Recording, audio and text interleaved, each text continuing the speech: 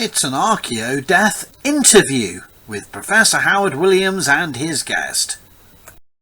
Welcome everybody to the latest Archeo Death interview with me, Professor Howard Williams, and my guest. And this week we have Lisa. Please introduce yourself, Lisa. Okay, hi. I'm Lisa Monetti. I'm a bioarchaeologist and a forensic anthropologist also. So I study all kinds of skeletons, old and new, but mostly cremated skeletons. Yes, the best kind. Yes. Don't sound weird at all, do we? No, but no, cremation is where it's at. And you know, I first met you, I think, randomly in a corridor of a conference in Brussels. Or am I misremembering? That's right, at the Crumble conference. Yeah. The Crumble conference. The best conference is the best acronyms. Yes, those Belgians know how to do both. And yes, yeah. and you were doing your doctoral thesis at the time, and then I happened to serve in a different capacity as your external examiner of your doctoral thesis. So I've read it from cover to cover, and obviously it's all stored up in my brain. But before we get on to discuss that, how did you get into this whole cremating dead Romans shenanigans? How did you get into archaeology, Lisa? Well, I think like a lot of your previous guests, it kind of was full of twists and turns in the way that I got here. But I think I could probably go back to undergrad. So I did my undergrad in the States. So I studied anthropology, which here in the North American tradition is a 4-field discipline, and archaeology is one of those 4 fields. But really generally in my undergrad, I really didn't know what I wanted to do. And I changed my major a lot and was just really enjoying learning, but took me a little while to settle on something. And I ended up with anthropology. And I thought that it was interesting, but I just kind of graduated and that was it for a little while. I started working at a nonprofit. And somehow I was kind of called back. I think I just missed learning a little bit, maybe. It's interesting when you get out of undergrad, you've been a student for like, you know, I don't know, 18 years, right? Your whole life, basically. And then all of a sudden, a lot of your learning kind of stops. So I wanted to get back into it. So I went to field school, an archaeology field school, and just really loved it and started working as an archaeologist mostly in Spain and in Italy for about a year and a half. And because that's where I was working, it just happened that I was working on a lot of cremations. So I got really interested in that because I just happened to be in Roman contexts where a lot of people had been cremated, right? So I decided to go back to grad school because I wanted to keep learning about archaeology. And I decided to do grad school in the UK because I was interested in the Roman context. So I wanted to be close to that. But I also wanted to be in an primarily English-speaking country, at least like for my studies. So I ended up at University College London at the Institute of Archaeology. I did my master's degree first, it was a really cool program. It was in bioarchaeology and forensic anthropology together, which really kind of started my trajectory because I still really always try to stay in both of those fields. Because we use a lot of the same methodology, but a lot of people do one or the other. So I always try to stay in both of those. And I stayed at the Institute of Archaeology for my PhD. And that's how you got into the burning Romans. And yeah, it was really just chance. I mean, there's so many periods. Well, I talk about this on social media a lot and remind audiences that there's so many different periods where different forms of cremation is practiced. But the Roman period is, you know, encapsulates so much territory, so many different regional pre-Roman traditions that are integrated, and yet Roman Britain is one of those classic case studies of discussing mortuary practice and what happens when a imperial invasion and subsequent colonization and all the processes that go along with that from the 1st to the 4th and into the perhaps sliding into the 5th century. So what was your particular focus in that how did you tackle these cremating tradition, these cremating Romans? Well, I think the way that I approached it really comes from my 2 primary supervisors in that research. So my supervisors were Andy Gardner at the Institute of Archaeology and Carolyn Rando. And Andy is a Roman archaeologist who cares deeply about theoretical interpretations and is a Romanist, right? And like studies and does Roman archaeology. And Carolyn is a scientist. She's a forensic anthropologist. And so the two of them have such different perspectives, which I really loved because I wanted to be in both of those worlds. But it's kind of like, it's like being on a tightrope a little bit, trying to be able to do both of those things in the same project. So on the one hand, a lot of what I was thinking about from more of like a theoretical perspective was like the kind of like violence, all kinds of violence that's associated with like colonization, right? And the way that not just physical violence, but kind of like the way that institutions have power over everything, right? And the way that everything is done, including certainly funerals. And then from the other hand, from the more scientific perspective, I was looking at like individual fragments of bone and really thinking about what was happening to this body and to these bones, and looking for differences and trying to connect those with some of the more theoretical concepts that we understand about that place and time. So it's about linking the hot questions, the complex theoretical debates in Roman archaeology to biological innovative methodologies, and so you're getting the best of both worlds. So two different supervisors, two different approaches, but mashing them together with your approach. That's really fantastic. So what were the key things that you were able to explore, because you looked at a range of sites? Right. So I was looking at several sites, some of which were from around the Canterbury area, which from the archaeological record we know had at least a big influence from the continent in terms of like material culture and architecture, these kinds of things that we can see very clearly. And then I was also looking at smaller sites from Buckinghamshire, where we don't see as much of that influence, at least in terms of material culture. Okay. And the way that I was studying the bones was looking at individual fragments. I was using image analysis and machine learning to really look for differences in the fragment's shape and very small, impossible to just like observe with your eye, features of like the shape of the edges and all these different things that would tell me how the body may have been cremated in a different way. Maybe because like the arm bones of all the people from this place look just like the leg bones, and from this other place they look really different, and looking for those kinds of patterns from a very scientific perspective to see if I could draw anything out about differences related to the funeral as this big process. And thank goodness I did actually see some differences, because it's always so scary when you're doing these really big projects. You're like, absolutely, what if I don't find anything? And it's fine if you don't find anything, because that's still a result, right? If they had been exactly. Stop right there, because that's important for everyone to hear, right? When you're trying a piece of doctoral research, sorry, I didn't mean to rudely stop right there.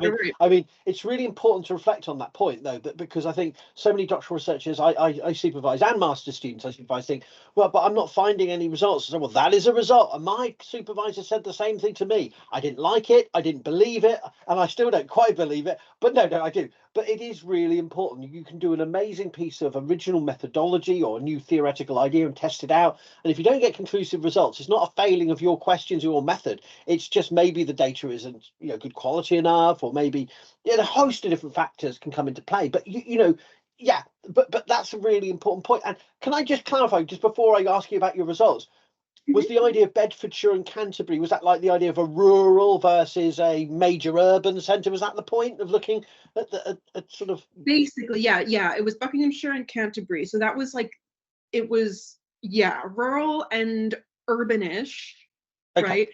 And definitely like different levels of what we're seeing in terms of material culture regarding influence from the continent. Right. So it's a cultural as well as potentially urban versus rural sort of not necessarily in the town, because people are being cremated in the middle of a town, but I mean in the orbit, in the immediate sphere of Yeah. yeah. And we're very careful as people who work in kind of the Roman occupied world about saying that something is more or less Roman. Yes. It's So very complicated so debate. it kind of is like we see this evidence in the archaeological record that like corresponds with what we're seeing in the continent or not, basically. So are you in a position to divulge any of your results from this machine learning analysis of fragmentation and cremation? And Yeah, so much. yeah, absolutely. I'm like working on, it's taking forever, of course, but I am working on putting together a paper, but I have presented some of these results a couple of times. So yeah, I'm happy to share. So I did find a difference, like I said, many individual differences, and then also some like overall differences. In terms of the like big overall differences, the fragments from the Canterbury region were generally larger, statistically significantly larger, the pieces.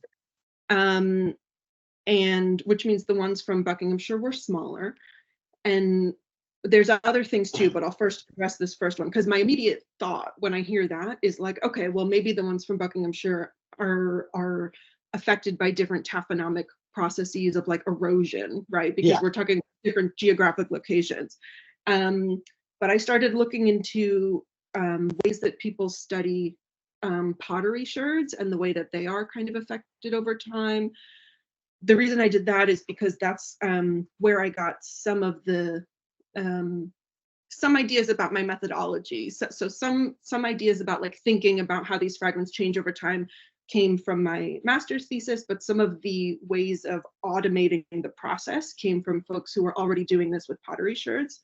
So I looked at what they were looking at, and they were finding that when they saw smaller pieces that were also like round and smooth on the edges, that told them that there were some processes of erosion that were making them to be a bit smaller, which makes sense. But the smaller pieces that I was seeing from Buckinghamshire had really jagged, sharp, pointy edges, which was telling me that they weren't eroded to be smaller, but in fact, there's something related to the cremation process that's actually causing this to happen. I also saw overall that there were fewer fractures on the, I counted like thousands and thousands of fractures on all of these little pieces of bone, and there were fewer of them. There was less fracture density on the surface of the bones from Canterbury. I saw some differences in Canterbury in the way that the arms and the legs looked, in terms of the way that fractures appeared on the surface of the bones. And there were, those are kind of like the big things. And you can kind of summarize it as well as the individuals from the Canterbury site. When I'm looking at them with this like machine learning program, the way that it works is that you can kind of give this program a fragment or the measurements of a fragment. And based on all of the fragments I've already given this algorithm before to learn from, it can read these different measurements and figure out, is this from Canterbury or Buckinghamshire? Is this from an arm or a leg? All these kinds of fiendishly cunning. Mm-hmm.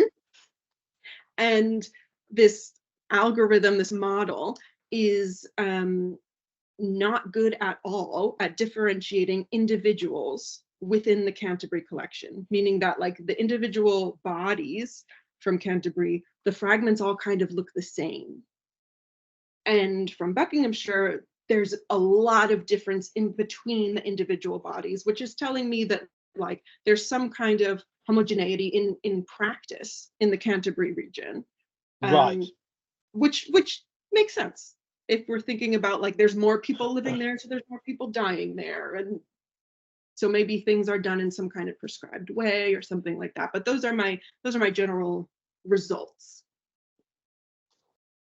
That tells us what, do you think? I mean, what's the big, what I mean with archaeology, right, let me just say, for broader audiences, archaeologists don't go, this is definitely evidence of only one possible conclusion. Now, life doesn't work that way in archaeology. We're, despite our desires to come up, but what do you think could be the factors then revealing this contrast with the proviso that, you know, future studies need to look at further sites, and, you know, what do you think's going on here then? I think even if we don't even think about continental influence, though it is, I think, potentially very important, but even without thinking about that, just thinking kind of like rural urban area, it makes sense that in an urban space, more people are going to be dying more frequently than in a rural place where there are less people to begin with. Also, in this Canterbury more urban region, we have large cemeteries. And in these rural areas, it's like a few burials on what might be like a settlement. And it just makes me think that there might be some prescribed way of doing cremations in an urban space, which might be because they're not done by individual families, and maybe they are in these rural areas where there isn't a need for someone to have it be their job to do cremations, right? Maybe, or maybe you just don't have a huge stockpile of wood that you're using for cremations. Maybe you just have enough for like your cooking and your pottery. Yes. So you're using different kinds of wood. There's a lot of different like influences in what could cause these differences. But I think a lot of it comes down to like population density. It's really interesting, isn't it? Because, you know, this touches on cross-cultural, cross-temporal debates about how we understand the process of dealing with the dead, whether it's involving cremation or not, the level of ritual specialists involved, the different kinds of ritual specialists involved. I know from Italian sources we have sort of aristocratic, you know, descriptions of aristocratic funerals involving paid mourners and singers and all sorts of things going on. And, you know, we have these accounts of which tend to sort of draw us in, suck us into that Italianate model, if that's the right phrase. I don't know, that kind of Roman death is like what we have in the sources from Italy in the 1st century BCE or whatever. But the thing is, we have a provincial Roman world with so many different ideas and influences, but also different levels of organization. And that's true of, say, 18th century Britain as much as it's true of 15th century Britain, as true as it's probably pre-Roman Britain. But it's about using archaeology to tease out those different organizations and processes that's so fascinating. So I just love this stuff. I really do. It's great. And me too. And I think another part of it that I think you would be interested in, that I thought about a lot, is that if you're someone living in this region of Canterbury, where we can assume that people are dying a little bit more frequently than they are in this rural area, not within one person's life, but there are more people there in the first place. So even at the same rate, there's just more deaths, that you're exposed to funerals more frequently. And we can think about embodied memories and the way that like these performative actions, or even just like witnessing performative practice, influences the way that you're going to be doing that when it's your family member who you're mourning. Yes, that's really interesting, isn't it? So this whole methodology opens up new lines of inquiry. We're so used to now having headlines of scientists prove and scientists show for the archaeological record, and when those kind of journalistic headlines take place, we always think that I get frustrated about this, because it makes it out like archaeologists just dig the stuff up and then we just go, lab boffins who are nothing to do with archaeology but miraculously just find shit out, you know. Tell us the results, person in white coat. But we're all archaeologists working on these problems, sharing ideas, whether we're working in the field, whether in museums, you know, curating and you know, interpreting these collections, in academia, teaching students, and also doing our research, and also working in labs and doing that. So I mean, how do you feel? Where do you feel you sit in this story making, this trying to tell these stories about past people's lives and deaths? Where do you see yourself as a mortuary archaeologist, a bioarchaeologist? How do you see yourself in that regard? I'm fascinated. Perhaps that's too personal a question, but I'm interested in the many hats we all share, you know, and that we overlap. Yeah, that's a great question, because I'm asked this kind of thing a lot, like, oh, like what, by people who aren't super familiar with archaeology, like, oh, what kind of archaeology do you do, or what do you study? And they might have this idea that the answer is just like pottery, metals, or bones, right? And like that's it. Like those are the kinds of archaeologists, right? But really it's like I do kind of wear a lot of hats and think about things in different contexts. I think within bioarchaeology, within archaeology and skeletons in the archaeological context, I'm definitely concerned with funerary processes more than I am with things that other folks study about, I don't know, pathology, for example. Yeah. And part of that is because I study cremations for like a really long time in the way that we study cremations, which has kind of always been difficult and sort of brushed away by people who are like, this is really complicated. These don't look like the bones we're used to, so we probably don't need to study them.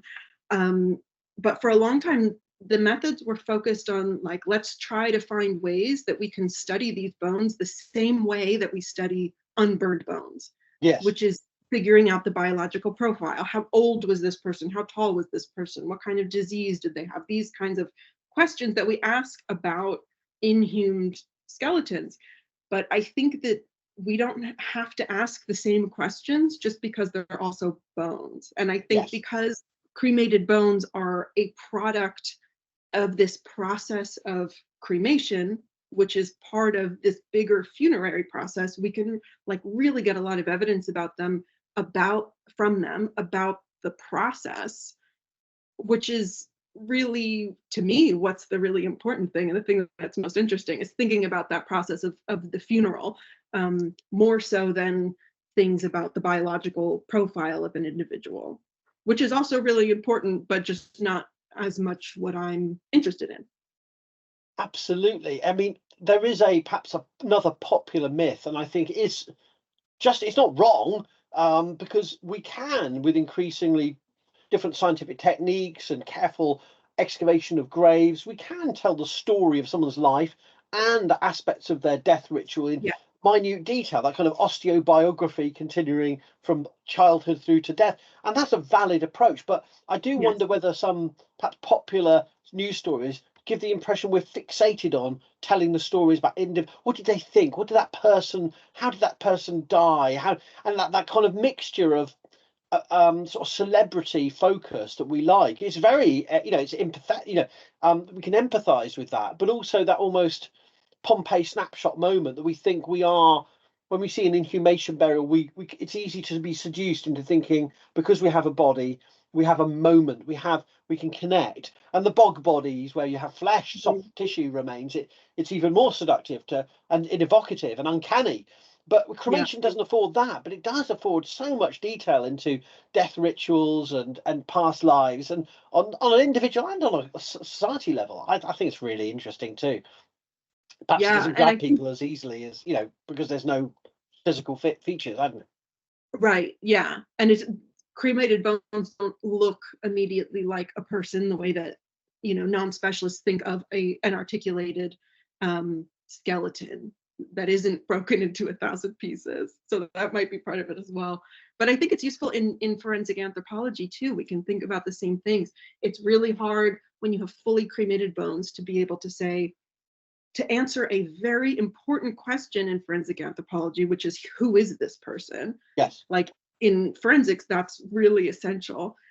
But it's also really important to know about the process, about like, how did these bones come to be burned and in what order, because that can have a big effect on understanding the crime or whatever situation you're studying. So I think it's important in that field as well to think beyond and in addition to identifying an individual, to be thinking about process and practice.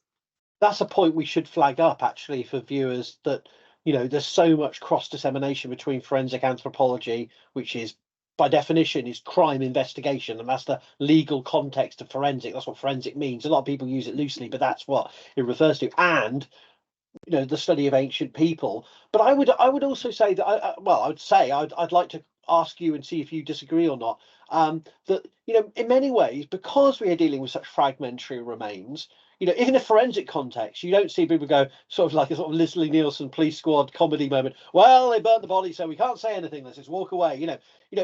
There's a responsibility to not simply stop at the easy the easy investigations where we've got soft tissue, where we've got articulated skeletal material that's unburned.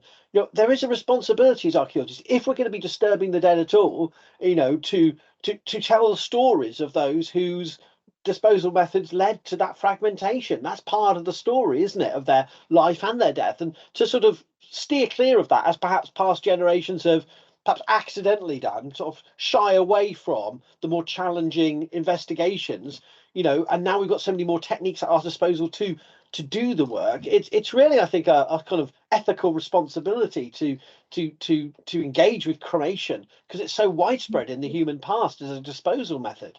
That's my, I don't know what you think about that view, or is that taking it too far? I don't know. No, I think that's a great point, and it's making me think of something else as well, which is that when we study cremated bones with the purpose of thinking about the funerary process, we're not just studying that one individual. In fact, we're barely studying that one individual. We're studying all the people that were alive and all the people that were part of that process and part of creating memory and understanding for those people, like in years before, and all of these things. So it's big. Yeah, absolutely. And by definition, therefore, in every single process we find traces of, we're looking at intergenerational experiences, participation, you know, organization that's linking together the eldest people in the society down to the youngest, who might be replicating those funerals in a generation or two's time. And yeah, it's all the more important to get away from that snapshot, sort of seductive moment that some burials give us. Interesting though that is, and fascinating though those studies are, to look at the cremation process. So this leads me to ask you, Lisa, where are you taking this now? What are you up to? You obviously finished your PhD very recently, but you have not been idle. Right. Yeah. Well, I've been teaching while I was doing my PhD. I discovered how much I really love teaching and mentorship as I was a TA, and I've been really enjoying being able to serve as an adjunct professor at a couple of different universities right now. And one is Drew University, which is a small liberal arts school where I teach in an anthropology department, all about bones, osteology, paleopath, forensic anth. And then the other school where I'm teaching is Kane University, where I'm in a forensic science program. So my students are scientists within the chemistry department. So I have this really interesting, diverse group of students coming from all different backgrounds to learn this stuff, which I love. But I have been keeping up with my research too. Like I said, I'm working on publishing my methodology that I have from my PhD. And the reason is because I want people to use it. Because like I said, with the machine learning thing, that we can kind of almost like teach this program what bones from this place look like and what bones from this place look like. And then you can give it more measurements of bones, and it can tell you how confident it is as to which it belongs to. We can expand the database exponentially, right? We can teach it with bones from different places, from different times. And by expanding that database, and I think making it open access so people all over can utilize it, that means that anyone who has cremated bones in their existing collection, maybe they've been excavated 40 years ago and they're just sitting in a box, can finally like learn something more about them. So I want to expand that database. I have goals of doing like a big project and really visiting lots and lots of collections, hopefully one day soon, to collect all that data. And also to do experimental cremations with different scenarios. Because if I look at my results and I say, okay, the arms from like most of the individuals at this site look different from the legs in the way that the fracture patterns present, and at this other geographic region, they look the same.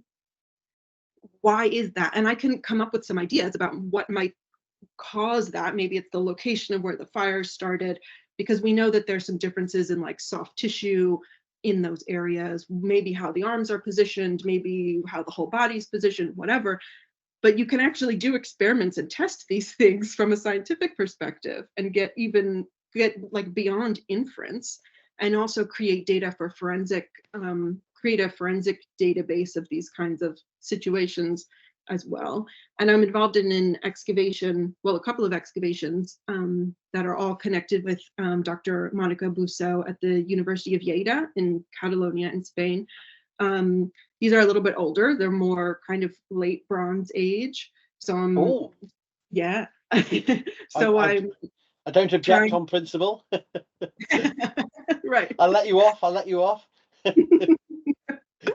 So I'm trying to use the same methodology finally in a new context and see what we can learn about that.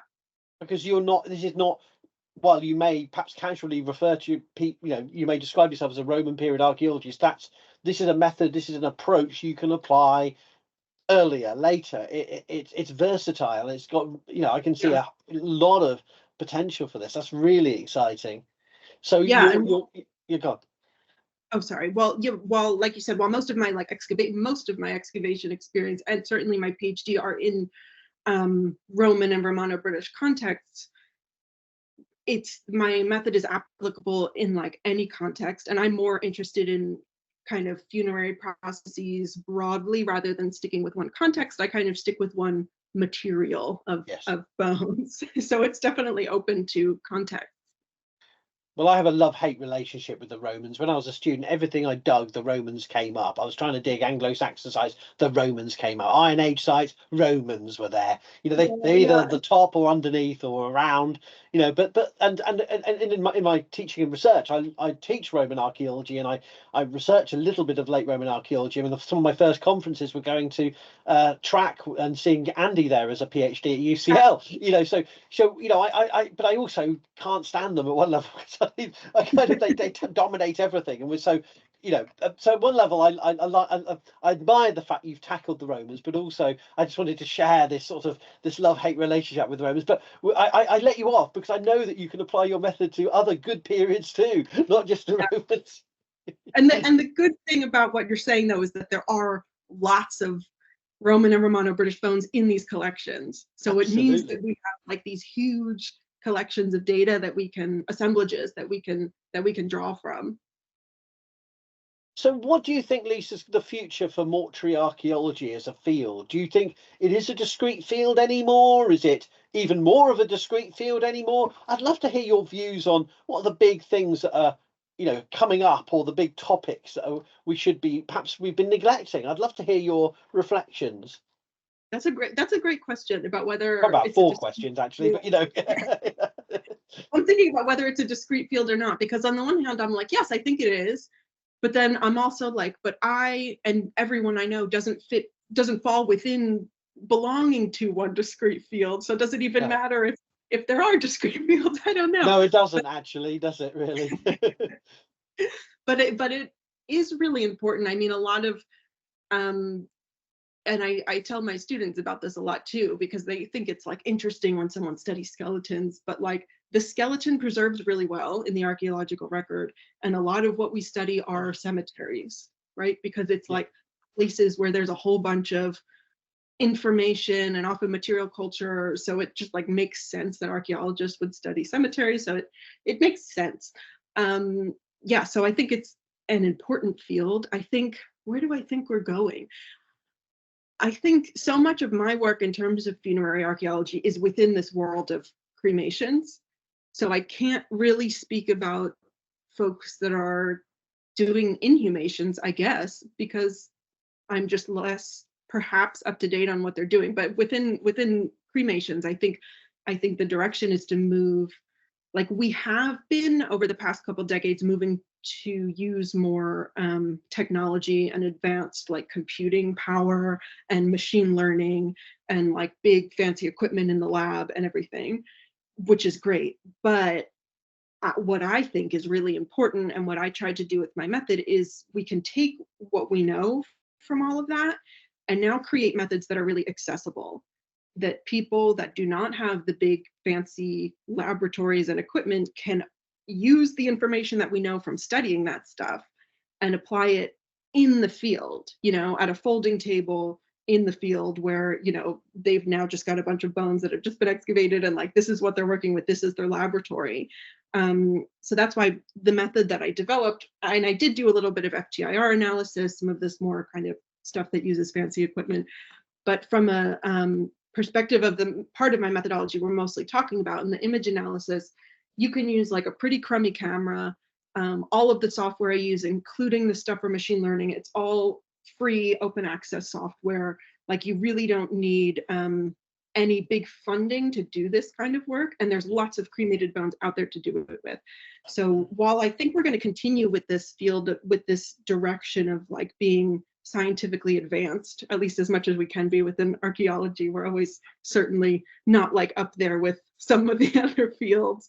But continuing that line of like technological and computing advancement, but also becoming more accessible for archaeologists, bioarchaeologists, funerary archaeologists working in labs that are not super well funded, creating space for those folks, and also developing methods that work for people who are not trained in studying bones to still be able to learn a lot from them because our methods are robust. So to me, that's where it's going, is like methodologically based, but that's what I'm hopeful for, at least, is that we're going towards. I mean, there's so many other sub things we could discuss, but I think, I mean, one of the things that I want to share with you, and I haven't shared with anyone on this channel before, is that I put in a book proposal to do a new kind of textbook on mortuary archaeology with a certain publisher, and they've accepted it. But it was really interesting to see the responses of the 3 peer reviewers. So the book got accepted, so I'm apparently committed to writing this bloody thing now, but by next year, not immediately this year, but I've got a book to write this year. But one of the things that was really struck me, and it didn't surprise me, but it shocked me how definitive the peer reviewer was one of the 2 of the peer reviewers said this is a much needed synthesis. You know, we haven't had one for a while that tries to do an overview. Now, whatever I do is going to be inadequate because there's so many exciting studies going on from Alaska to New Zealand on funerary archaeology. But of course, also in various different climates and social, political, and cultural environments where dealing with the dead is incredibly sensitive and incredibly, you know, there's such a responsibility that I knew that this is not going to please everyone. But one of the reviewers was absolutely emphatic that this book should not happen because, you know, the discipline of funerary archaeology should just not happen anymore. We should not be doing this anymore.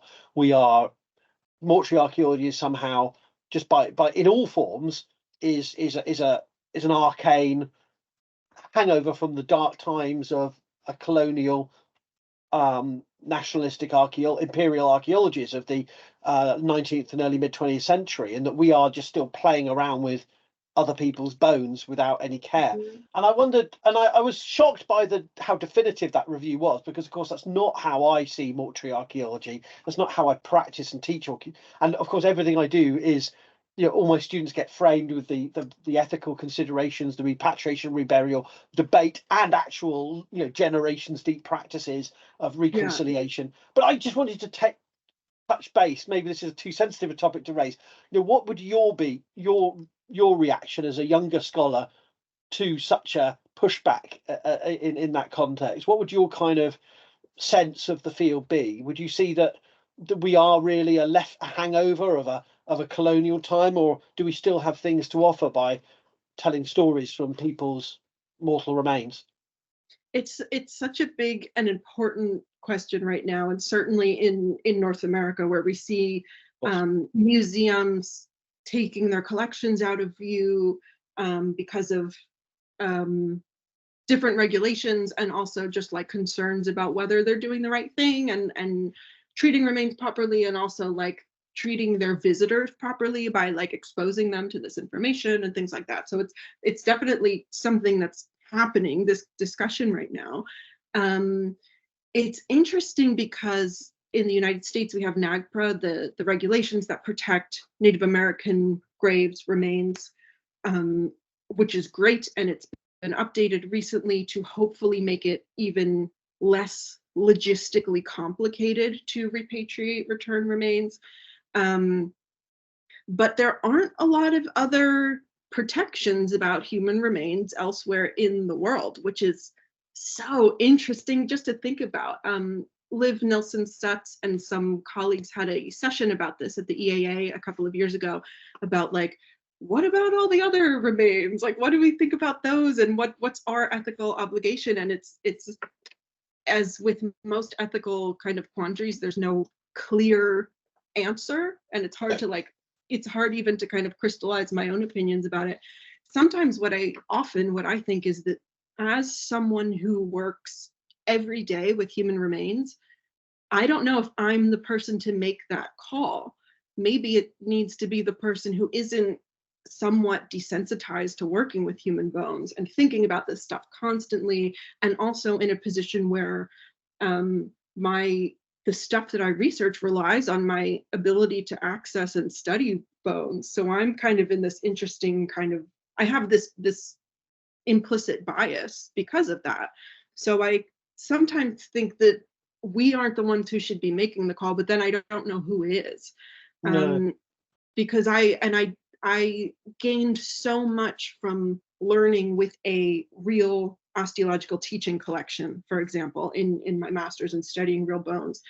And I know folks who work at universities where they don't want and don't have any real bones, and they teach their students with replica remains. And on the one hand, that's good because teaching collections are very, very complicated, and often we don't know where they came from because they arrived to the university before anyone who works there worked there, and there are these complicated legacy collections.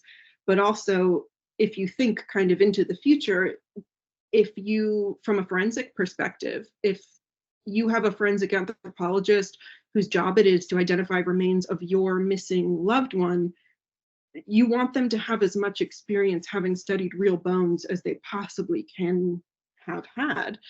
Yes.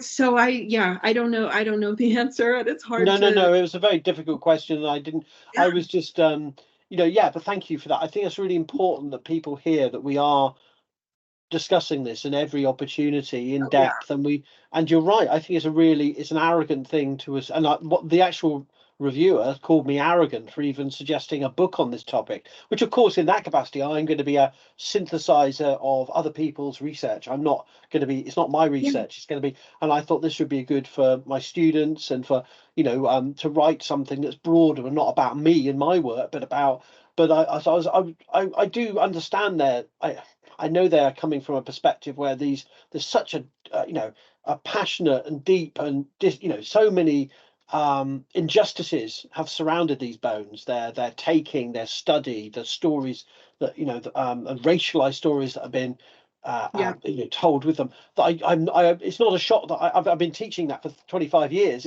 But it was just the idea that being so definitive that we just shouldn't be doing this anymore.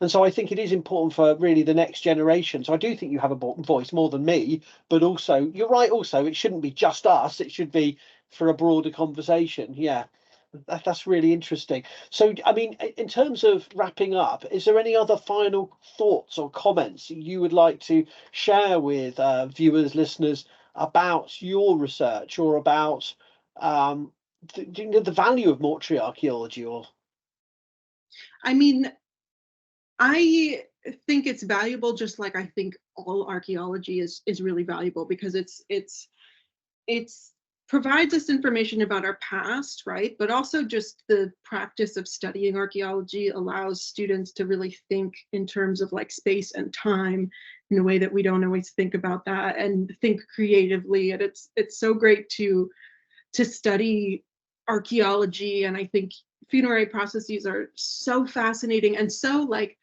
kind of just beyond our reach, but also like maybe we're closing that gap a little bit, because they're like so close to the stuff we study. Like we can study a skeleton and it's so close to funerary processes, but bridging that gap is so fascinating.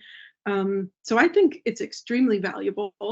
But I also think maybe there's space for more of like the kind of stuff that you do in terms of what I would consider like science communication, and making sure that the public really understands what we're doing and why we're doing it. Like I'm thinking of your blog, for example, because I remember when I was watching the show Vikings like a few years ago, maybe several years ago now, I loved that your blog would like go over the funerals depicted in the show, and I thought that was so cool. And I still tell my students about it, my students that are interested in funerary stuff, to check out your blog, because it's Oh, this. thank you. Oh yeah, of course, because science communication, I guess I mean that's what I would call it, is the way that we get people to understand what we do a little bit more, to understand that what we do is not just about thinking about things that don't matter anymore, that it's actually important. And also, science communication is important for getting diverse groups of people interested in this kind of work, and hopefully creating a more diverse group of archaeologists moving forward in future generations. So I think that's so important, and will be really essential as we move forward in the field. That's a wonderful point to finish on, and I think we should perhaps leave it there, Lisa. But every time I talk to you, I feel actually inspired by my own subject, and go, I should be doing what I'm doing. Yeah, this is really cool. So it's been a real joy for me to, and I'm sure all listeners will take a lot from both the results, the preliminary results of your study, which you're going to be publishing, and the exciting, sort of cross-disciplinary, precedent you've set. It's really, really exciting. So I wish you all the well with your ongoing and future endeavours. And I'll put in the description all the things you want about where people can find you and learn about your ongoing research. But for now, thank you so much, Lisa. It's been great. Great, thanks, Howard. Thank you. Sadly, we're all going to die. But while you're waiting, why not follow Archaeodeath? Subscribe now on YouTube.